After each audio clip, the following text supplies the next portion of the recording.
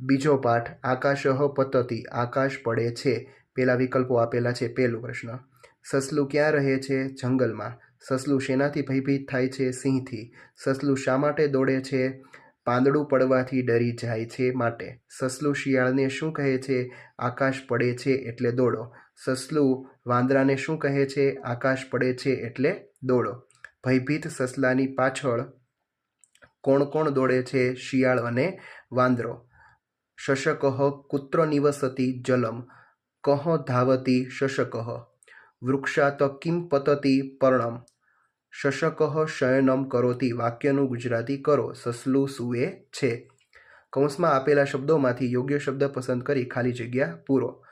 વને એકઃ શશકઃ નિવસતિ, શશકઃ ભીતઃ ભવતિ, શૃગાલઃ આગચ્છતિ, શશકઃ કિમપી ન વદતિ, સિંહઃ હસતિ.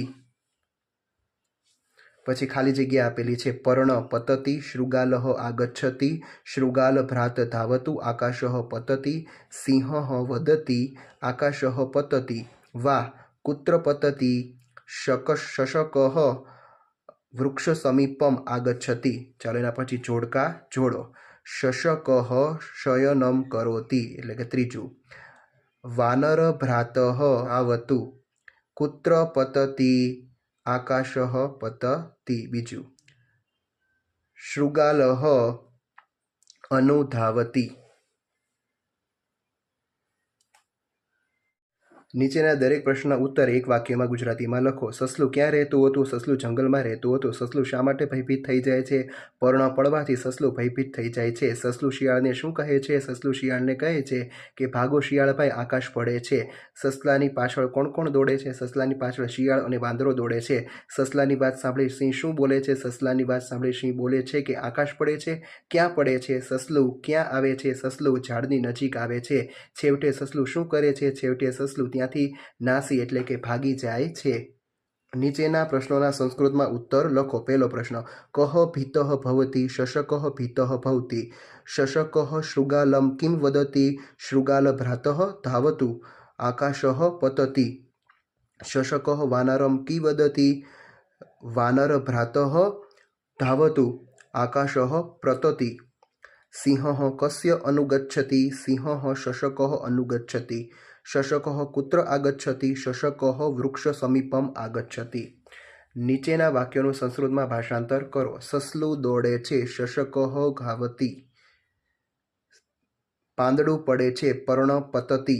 વાંદરો આવે છે. વાનર આગચ્છતિ. સસલું બોલે છે. શશકઃ વદતિ. આકાશ પડે છે. આકાશ પતતિ. શિયાળભાઈ દોડો, આકાશ પડે છે. શૃગાલ ભ્રાતઃ ધાવતુ, આકાશઃ પ્રતતિ.